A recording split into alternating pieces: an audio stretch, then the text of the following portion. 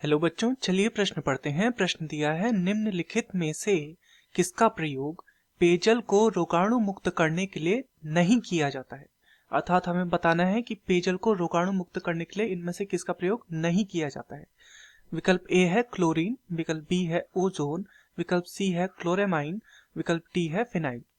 तो इस प्रश्न में जो हमसे पूछा गया है वो ये पूछा गया है कि पेयजल को रोगाणु मुक्त करने के लिए दिए गए विकल्पों में से किसका प्रयोग नहीं किया जाता। अर्थात इस प्रश्न की जो मुख्य अवधारणा है वह पेयजल को रोगाणु मुक्त करने के विषय में है।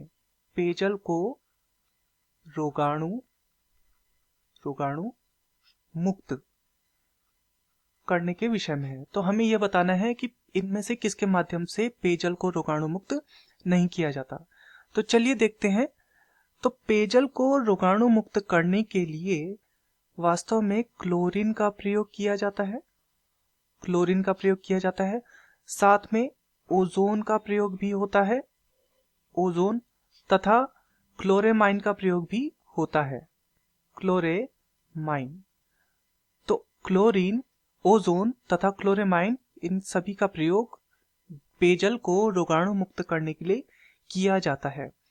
वहीं जो फिनाइल है, जो विकल्प डी दिया है फिनाइल, इसका प्रयोग पेयजल को रोगाणु मुक्त करने के लिए नहीं किया जाता, बल्कि यह फर्श, बाथरूम इत्यादि को साफ करने में किया जाता है। तो फर्श या बाथरूम की सफाई इत्यादि में फिनाइल का प्रयोग किया जाता है। तो चलिए अपने प्रश्न की ओर चलते हैं। प्रश्न हमसे पूछा गया था, निम्नलिखित में से किसका प्रयोग पेयजल को रोगाणु मुक्त करने के लिए नहीं किया जाता। तो क्लोरीन का प्रयोग हमने देखा किया जाता है, तो ये उत्तर नहीं हो सकता।